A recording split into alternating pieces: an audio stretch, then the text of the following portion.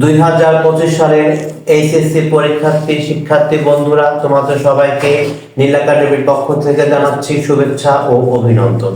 আর কিছুদিন পরে তোমাদের এইচএসসি চূড়ান্ত পরীক্ষা শুরু হয়ে যাবে। আমি তোমাদের হিসাব বিজ্ঞানের 12 অধ্যায় নিয়ে আজকে কিছু আলোচনা করব।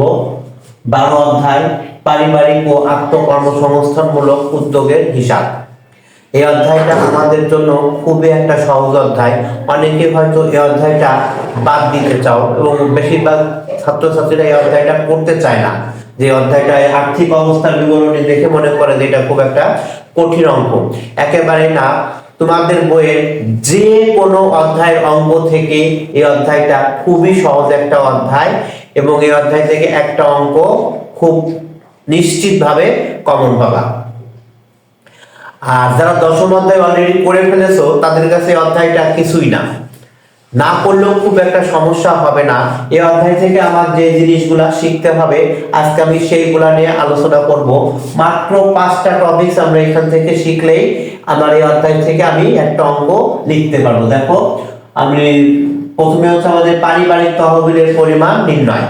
এরকম একটা অঙ্ক আমাদের ক নম্বরে দিতে পারে যে পারিবারিক তহবিলের পরিমাণ নির্ণয়, অথবা মূলধন জাতীয় ব্যয়ের পরিমাণ নির্ণয়। এই দুইটা করলে আমরা কতে একটা অঙ্ক কমন পেয়ে যাবো। এই দুইটা হচ্ছে আমাদের কয়ের জন্য, পারিবারিক তহবিলের পরিমাণ নির্ণয় অথবা মূলধন জাতীয় ব্যয়ের পরিমাণ নির্ণয়।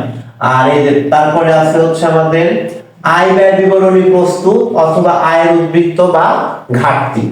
আয় ব্যয় বিবরণীর মাধ্যমে আমরা আয়ের উদ্বৃত্ত বা ঘাটতি বের করব। দেখা যাচ্ছে আমাদের অঙ্কে অনেক সময় খ নম্বরে আয় ব্যয় বিবরণীর কথাটা না বলে বলে যে আয়ের উদ্বৃত্ত নির্ণয় করো অথবা ঘাটতি নির্ণয় করো। কাজটা কি আমাদের আয় বিবরণী প্রস্তুত করতে হবে। এই অঙ্কগুলো ধারাবাহিকভাবে আমি তোমাদের সঙ্গে আলোচনা করব। এরপর আমি আসি হচ্ছে প্রাপ্তি প্রদান হিসাব অথবা সমাপনী নগদ তহবিল নির্ণয়।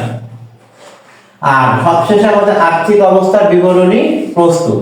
তাহলে আমাদের হচ্ছে এই দুইটা পদে থাকবে।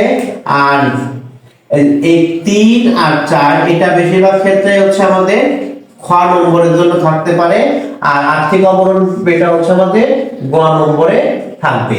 তাহলে এই অঙ্কগুলো যদি আমরা করতে পারি তাহলে এখান থেকে একটা অঙ্ক আমরা খুব সহজভাবে লিখতে পারবো। কালকে থেকে আমি আমাদের যে পরবর্তী ক্লাসগুলো আমি তোমাদেরকে নিব সেখানে আমি পারিবারিক তহবিলের পরিমাণ নির্ণয় প্রত্যেকটা কিভাবে বের করতে হবে আমি সেগুলা নিয়ে আলোচনা করব।